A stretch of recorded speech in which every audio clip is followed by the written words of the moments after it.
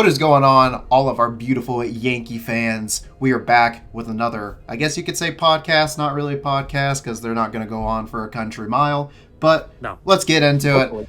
Let's just talk about the Yankees. I decided last time that I wanted to talk first, so I'm going to put you on the spot and you're going to go first this time. Just give me anything that you loved about the game, anything you hated. Just lay down all the facts on me.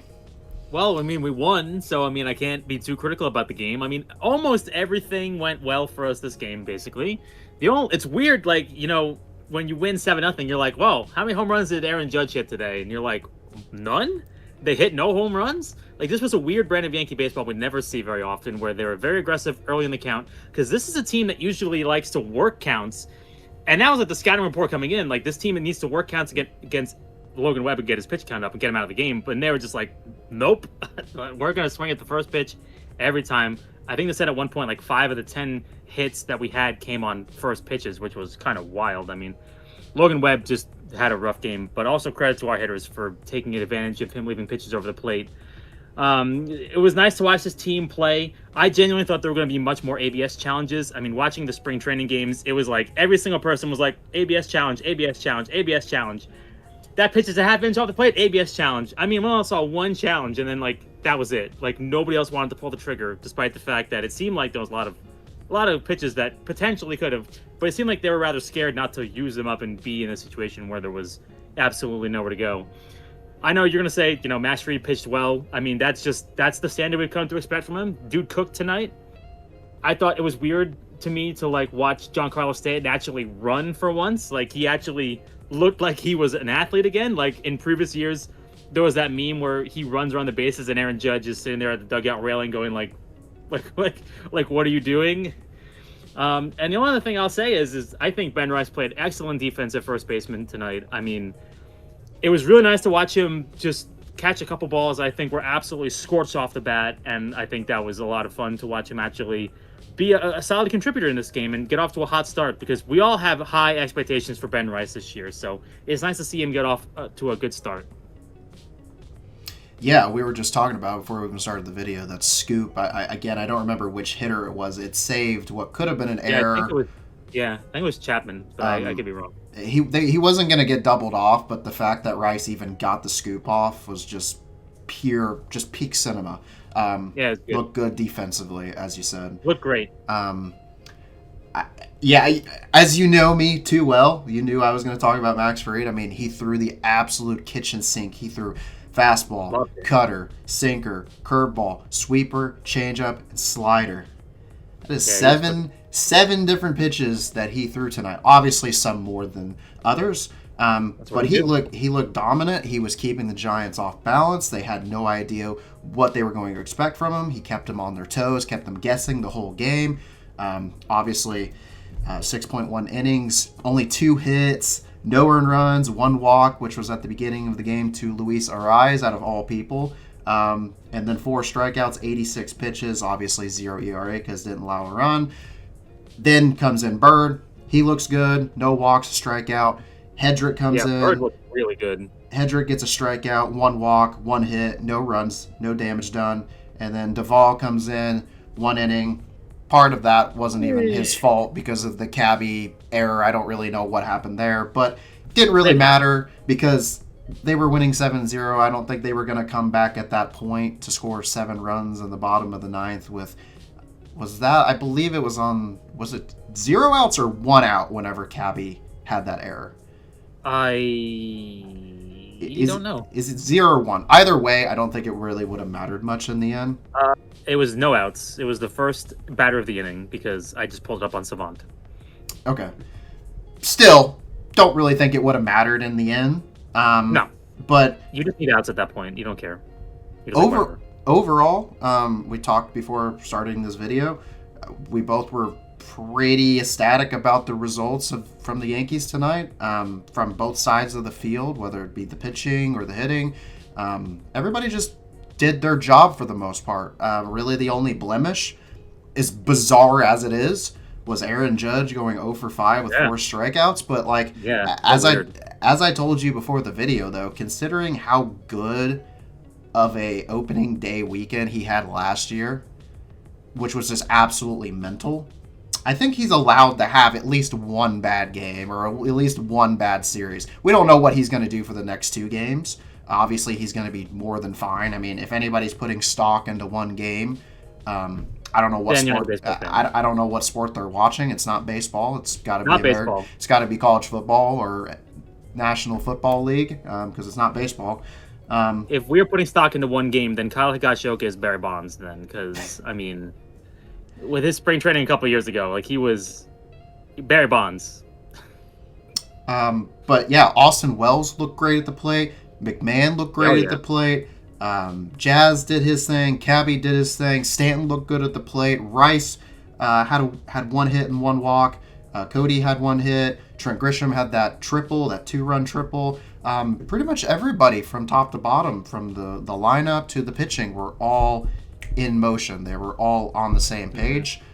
There's really not much more you can say other than just dominant pitching, keeping the Giants hitters on their toes and off balance, especially with Fried throwing the kitchen sink, and then you have your bullpen to come in through the later innings.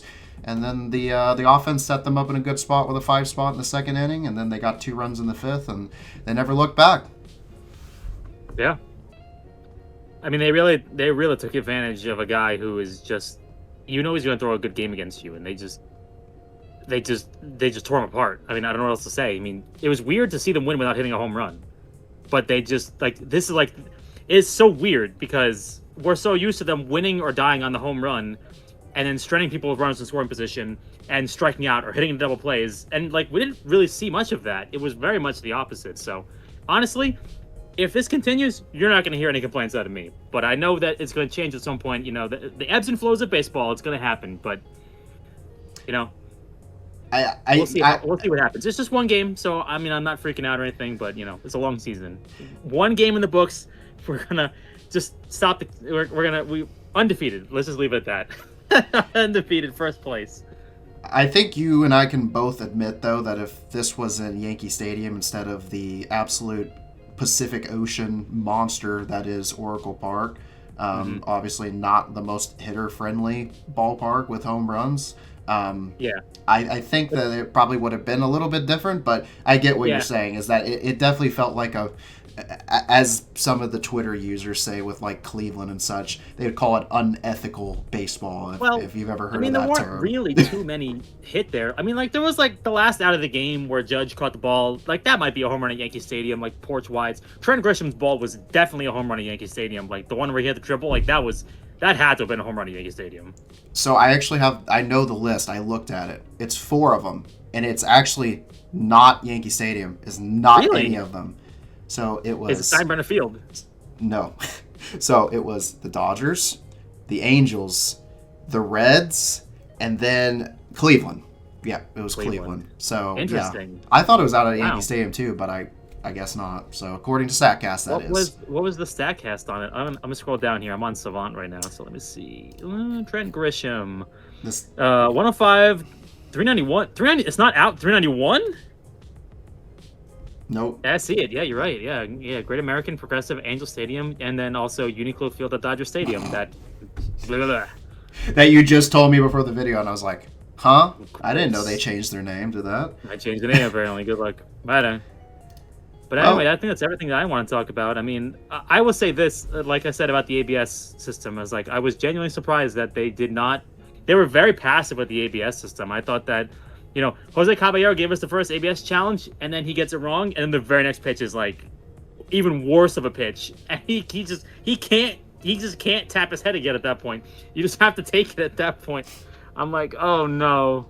But, we'll see. I think that I'm surprised that the Giants used none of them, honestly. I thought they'd at least start using them, but I don't know. Maybe there's a strategy here, but I guess it'll evolve as the season goes on. We got a lot to learn here.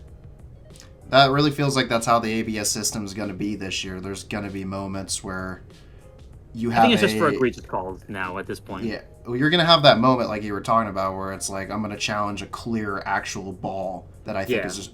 And then the next call is just going to be completely not even close to the plate. So I think that disparity is going to happen a lot this season. Not with just the Yankees, but just everybody experimenting with how the system's going to work.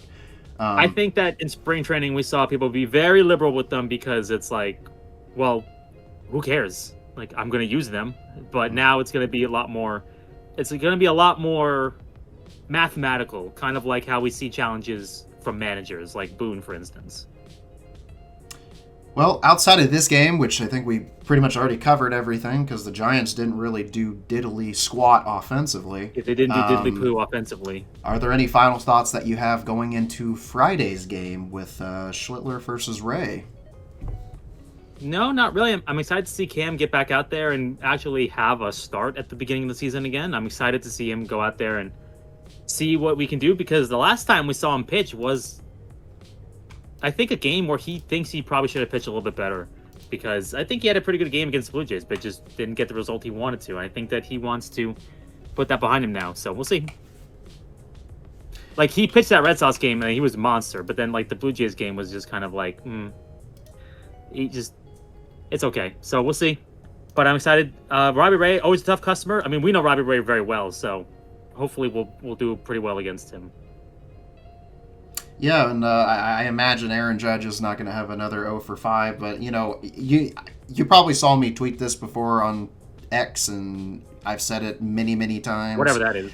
If Judge goes 0 for 5 with 4 strikeouts like he did tonight, if he does that again, which I don't think he's going to, I honestly think he's probably going to break out and have a crazy game.